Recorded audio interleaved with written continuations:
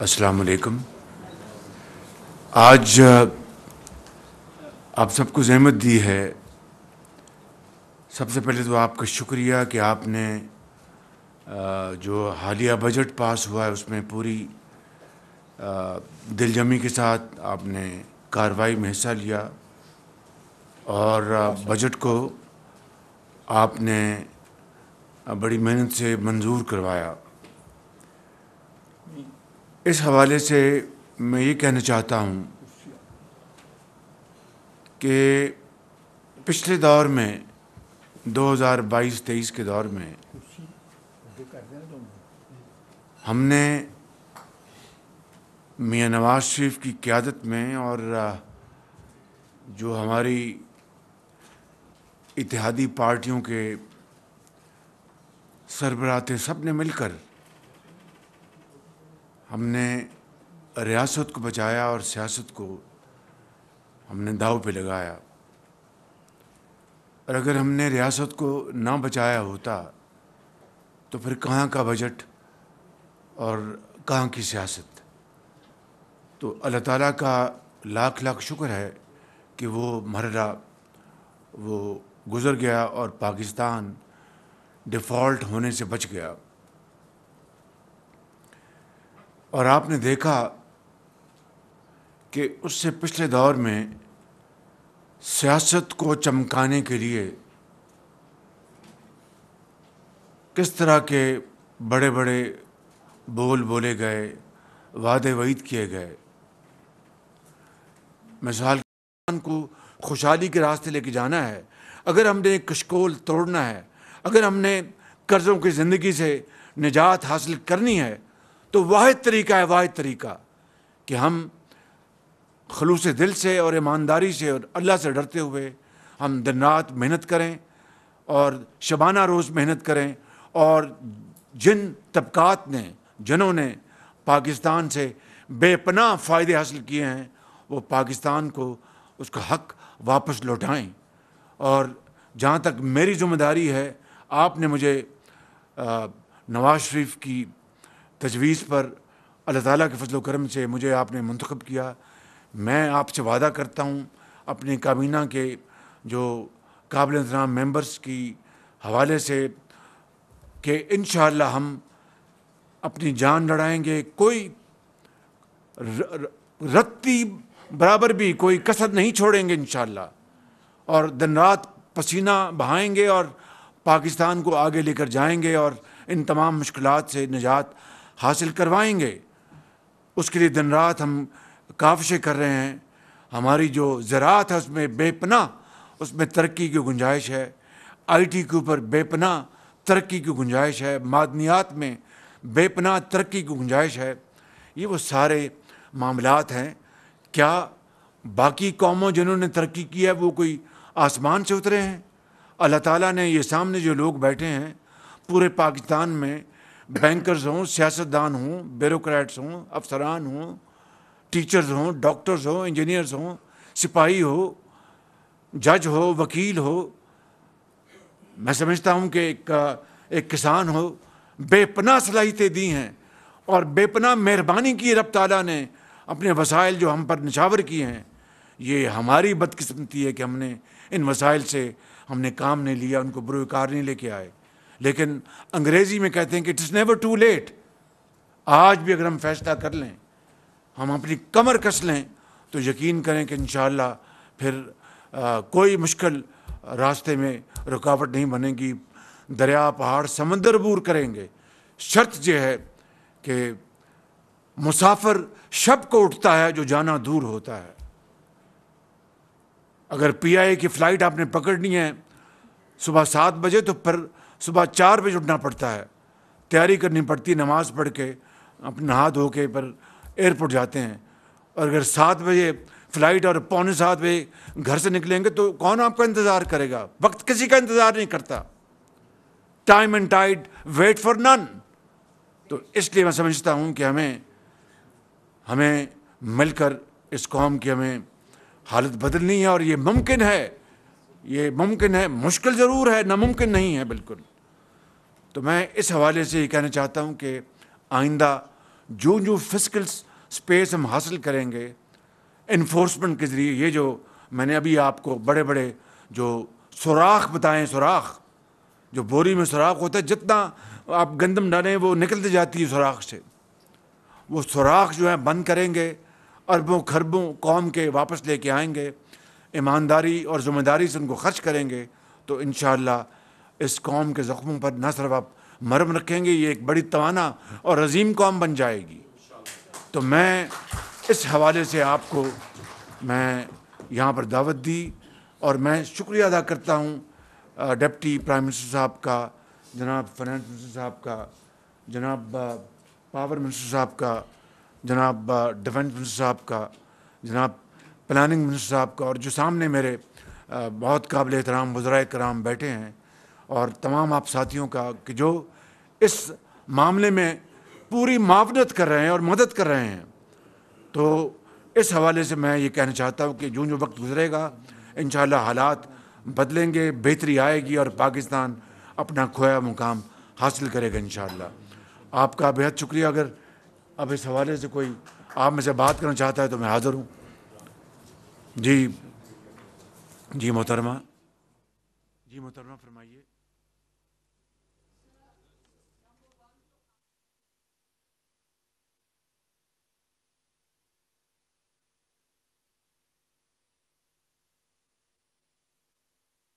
تیل پہ چلتے ہیں، ان کو شمسی توانائی پہ لے کے آئیں گے، کیونکہ آج دنیا میں جو شمسی توانائی ہے، سولر انرجی، وہ یعنی کم ترین قیمتوں پر آج وہ مہیا ہے، اور اس سے آج پاکستان جیسا ملک جس کو اللہ تعالیٰ نے سورج کی شعاؤں سے مالا مال کیا ہے، اس سے فائدہ نہ اٹھانا کفران نعمت ہے، اور یہ ایک بوجھ ہے۔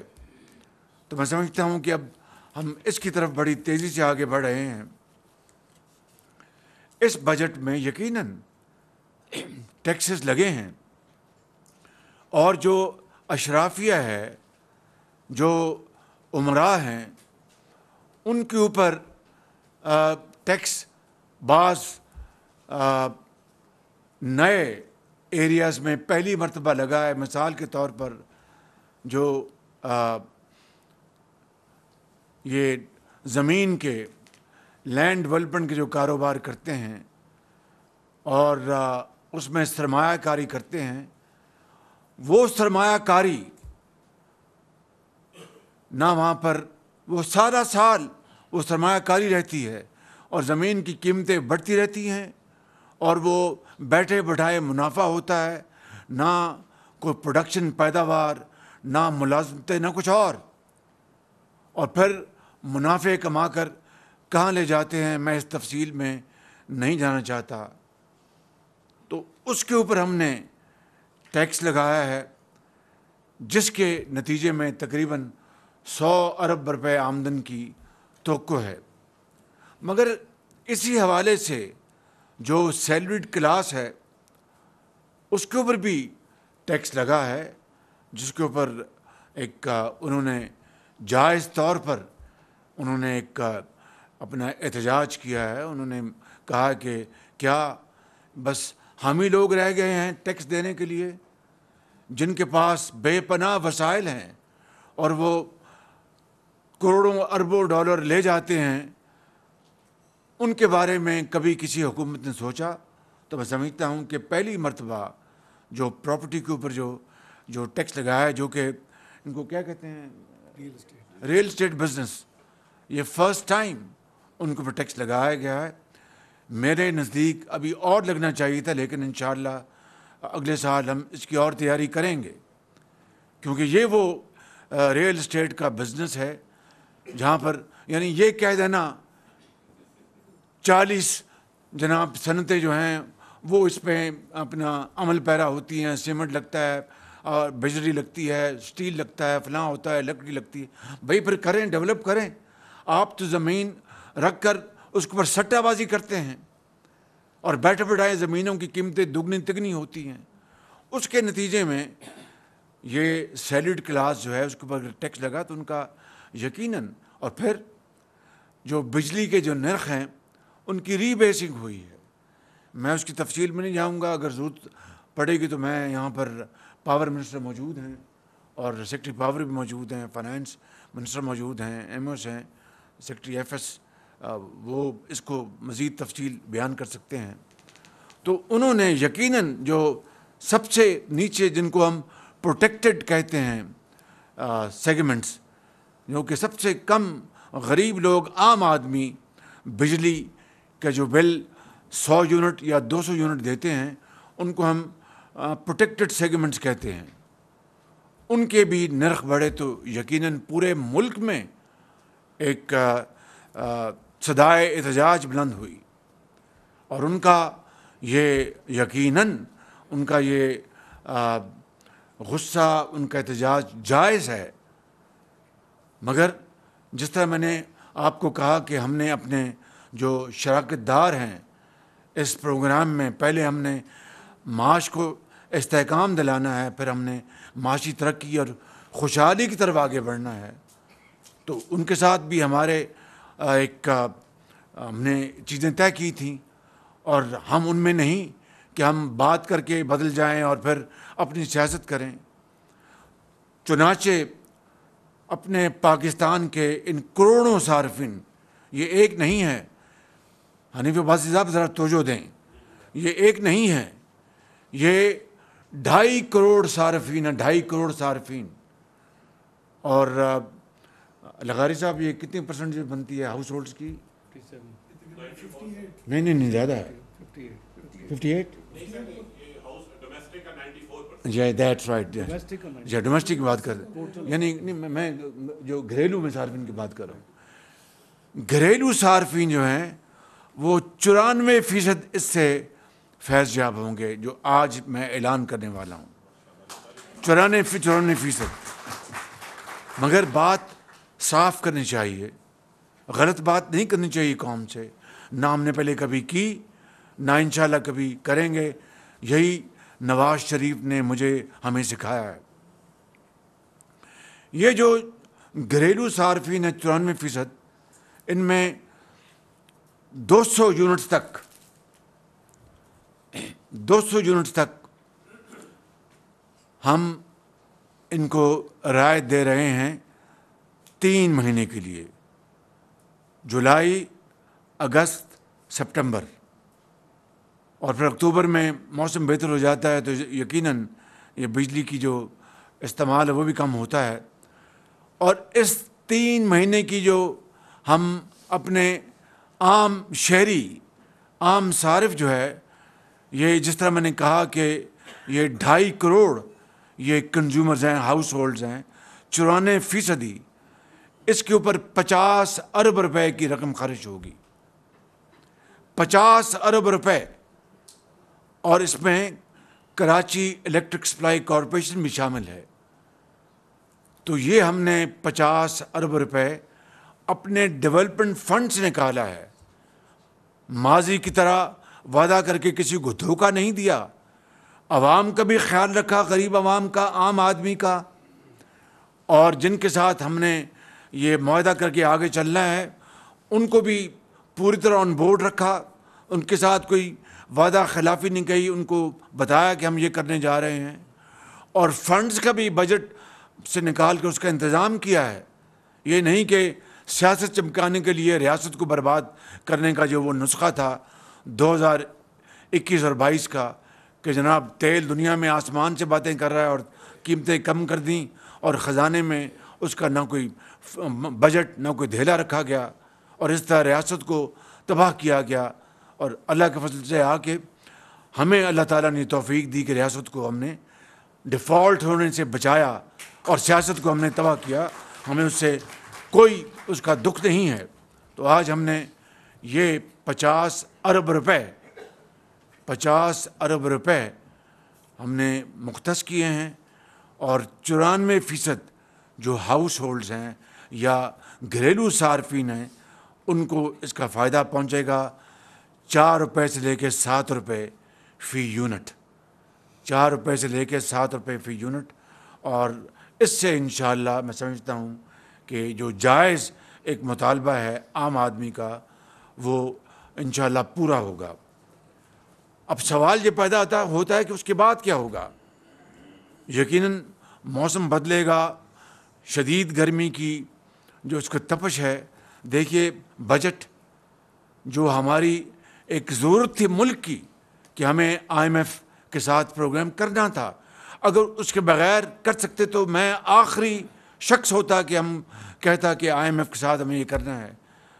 وہ ہماری ایک مجبوری ہے، اور مجھے پورا یقین ہے کہ انشاءاللہ اگر ہم نے ایمانداری سے اور خلوص دل سے اور قربانی اور احسار سے ہم نے محنت کی شبانہ روز، اور جو اشرافیہ ہے جس نے پاکستان سے بے پناہ فائدے حاصل کیے ہیں، وہ پاکستان کو اب یہ واپس فائدہ لوٹائے، پاکستان کے 25 کروڑ عوام کو، صاحب حیثیت جو ہیں اشرافیہ جو دولت سے مالا مال ہیں، آج ان کا وقت آ گیا کہ وہ قربانی اور احسار کا مظاہرہ کریں، اور ساتھ صنعت و حرفت اور زراعت کو چلانے کے لیے حکومت پاکستان صوبوں کے ساتھ مل کر دن رات محنت کرے گی۔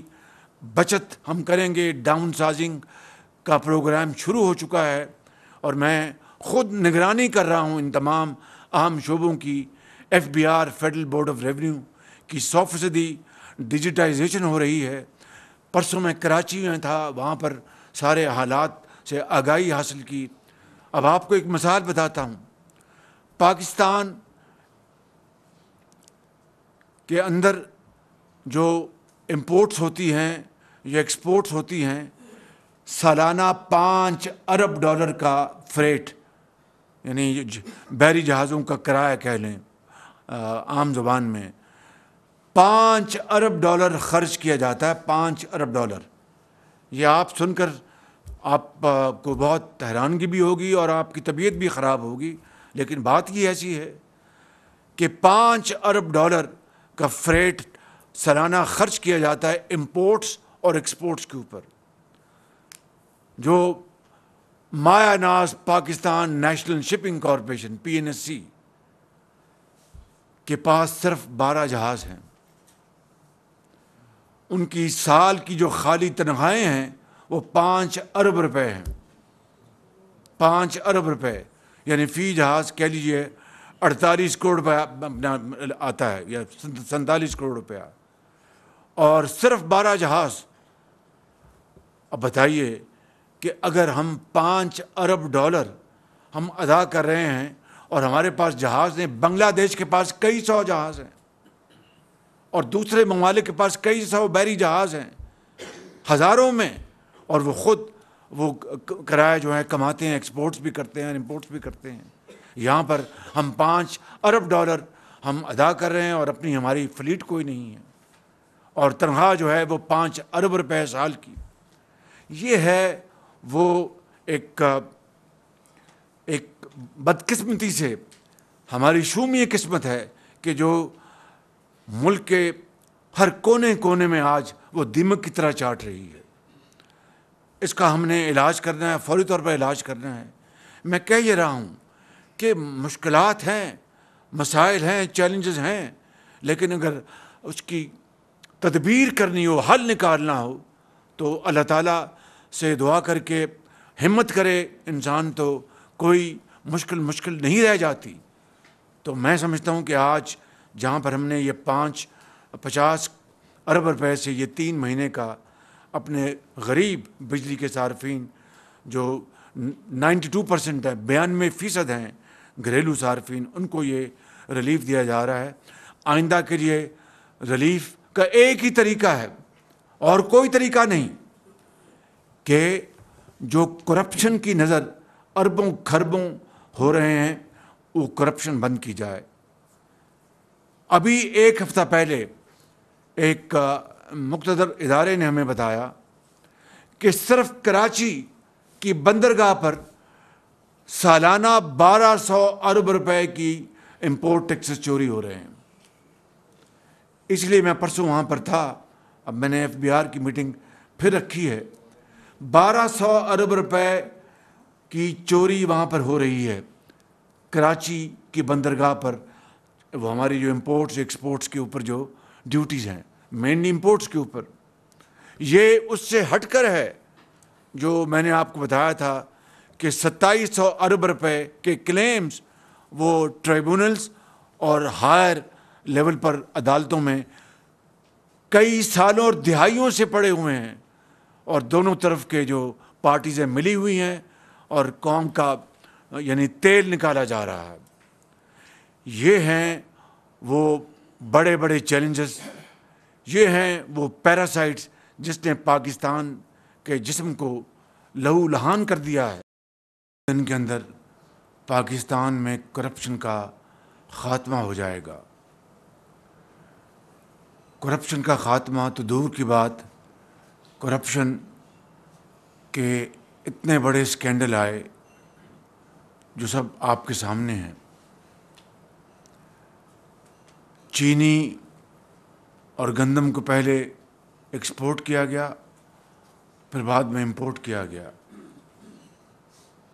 اور جو ایک ہلکا یاراں تھا ان کی جیبیں بھری گئیں۔ پھر یہ کہا گیا کہ 300 ارب ڈالر پاکستان کا لوٹا ہوا وہ لے کر آئیں گے۔ لوٹے ہوئی دولت کی ایک ڈھیلا بھی نہیں آیا، مگر برطانیہ کے ادارے نیشنل کرائمز ایجنسی کی مہربانی سے پاکستان کے خزانے میں 190 ملین پاؤنڈ بھجوائے گئے تاکہ یہ رقم قوم کی قومی خزانے میں جمع ہو۔ لیکن آپ نے دیکھا کہ کس طرح ہیرا پھیری سے اس 190 ملین پاؤنڈ پر بھی ہاتھ صاف کیے گئے۔ تو یہ ہے وہ ریکارڈ اس زمانے کا اور اس حکومت کا۔ ہم نے الحمدللہ نواز شریف کی قیادت میں جو عوامی خدمت کا ایک بیڑا اٹھایا ہے، کسی حوالے سے بھی غلط بیانی سے کام نہیں لیا۔ انسان خطا کا پتلا ہے، انسانوں سے غلطی ہوتی ہے، لیکن دانستہ طور پر عوام سے دروغ گوئی کا کوئی دور دور تک کوئی نشان نہیں، الحمدللہ۔ اور یہ 76 سال کے نتیجے میں آج قوم جس جگہ کھڑی ہے اور جو چیلنجز، ہمالیہ نما چیلنجز کا ہمیں سامنا ہے، وہ انشاءاللہ ہم مل کر، یہ بھی ایک کولیشن گورنمنٹ ہے، وہ ہم انشاءاللہ مل کر ان مشکلات کا مقابلہ کر رہے ہیں اور کریں گے۔ اس حوالے سے اس بجٹ میں نے یہ پہلے بتایا، اور اس حوالے سے کئی طرح طرح کی باتیں کی گئیں کہ شہباز شریف نے کہا ہے کہ آئی ایم ایف سے مل کر بجٹ بنا رہے ہیں۔ کیا اس میں کوئی بات راز کی ہے کہ آئی ایم ایف کے ساتھ ایک اور پروگرام کرنے جا رہے ہیں، اور وہ 3 سالہ پروگرام ہے؟ اس حکومت کے زمانے میں ان کے لیڈر نے کہا تھا، جن کو بانی کہتے ہیں عرف عام میں، کہ میں مر جاؤں گا، آئی ایم ایف نہیں جاؤں گا۔ اور کئی ماہ اسی میں لگا دیے اور وقت نکل گیا، اور پھر آئی ایم ایف کے پاس گئے اور آئی ایم ایف سے ایک بڑا مہنگا پروگرام لیا، اور پھر اسی پروگرام کو سیاست کی نظر کر دیا گیا کہ دنیا میں تیل کی قیمتیں آسمانوں پہ جا رہی تھیں، اور ووٹ آف نو کانفیڈنس کے خدشے سے بجٹ میں کوئی گنجائش نہیں تھی یکایک قیمتیں کم کر کے اور قومی خزانے کو بے پناہ نقصان پہنچایا گیا۔ میاں محمد نواز شریف نے ہمیشہ دل کی گہرائیوں سے قوم کی خدمت کی ہے، اور خاص طور پر ان طبقات کو جو کہ محروم المعیشت ہیں، ان کا ہمیشہ خاص خیال رکھا، اور ان کے اسی ویژن کو، اسی پالیسی کو ہم پوری کوشش کر کے اس کے اوپر ہم عمل پیرا ہیں۔ مشکلات بے پناہ ہیں۔ آپ نے دیکھا کہ کل بلوچستان میں، کوئٹہ میں، ہم نے بلوچستان کی حکومت کے ساتھ معاہدہ کیا، اور یہ بات آپ کی خدمت میں عرض کرنا چاہتا ہوں، سمجھنے والی ہے کہ جو بلوچستان میں 28,000 کے لگ بھگ جو کنیکشنز ہیں، لیگل کنیکشنز، ہمارے وہاں کے ہاریوں کے یا کسانوں کے، اس کے اوپر بجلی وہ استعمال کر رہے تھے لیکن اس کا بل ادا نہیں کرتے تھے، اور تقریباً 80-90 ارب روپے سالانہ وفاق کو اس مد میں نقصان کا سامنا ہوتا تھا، اور یہ خسارہ اٹھایا جاتا تھا۔ اور اگر آپ ایک اوسطاً آپ ایک اندازہ لگائیں تو پچھلے 8-10 سالوں میں 500 ارب روپے، یعنی قومی خزانے کے 500 ارب روپے، وہ بالکل جس کو انگریزی میں کہتے ہیں گون ڈاؤن دا ڈرین، بالکل وہ تباہ ہو گئے، بہہ گئے پانی میں۔ کاش کے نقصانات، چوری کے حوالے سے نقصانات اٹھانے کے بجائے یہی پیسہ اگر عوام کی خوشحالی، ہسپتالوں، یونیورسٹیوں، سڑکات، تعلیم کے لیے لگا ہوتا تو قوم کی کتنی خوشحالی اور بہتری کا ایک نیا دور ہوتا۔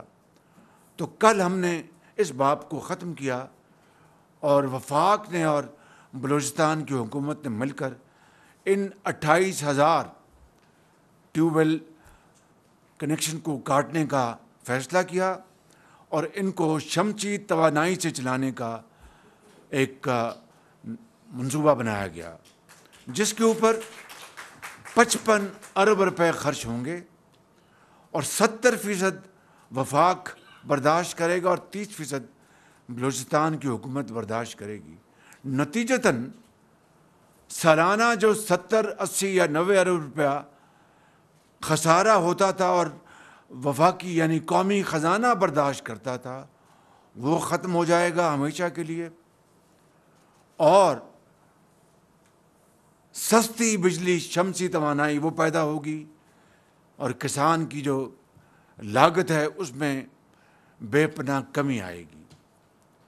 یہی ماڈل انشاءاللہ ہم اب پاکستان کے باقی صوبوں میں، جہاں پر تیل سے، یہ تو بلوچستان میں تو اپنا سرکاری جو کنیکشن ہے کیسکو کا، اس سے یہ ٹیوب ویل چلتے تھے، پاکستان میں 10 لاکھ ٹیوب ویل ایسے ہیں جو تیل سے چلتے ہیں، اور اس تیل کی جو قیمت ہے سالانہ امپورٹڈ آئل، وہ $3.5 ارب ہے۔ اب اندازہ کریں کہ $3.5 ارب کی لاگت سے، اور ہمارے قومی خزانے کے اوپر ایک بہت بڑا بوجھ ہے، کیونکہ آپ کے پاس فارن ایکسچینج بہت محدود ہے۔ تو اس کو ہم نے، اور میں نے، اور ہماری کابینہ کے جو آنریبل ممبر سے مل کے آج سے 2-3 مہینے پہلے ہی فیصلہ کر لیا تھا کہ ہم نے بتدریج یہ تیل پر چلنے والے 10 لاکھ ٹیوب ویلز، ان کے لیے ایک بزنس ماڈل بنانا ہے، اور اس کے تحت ان کسانوں کو ہم قرضے لے کے دیں گے،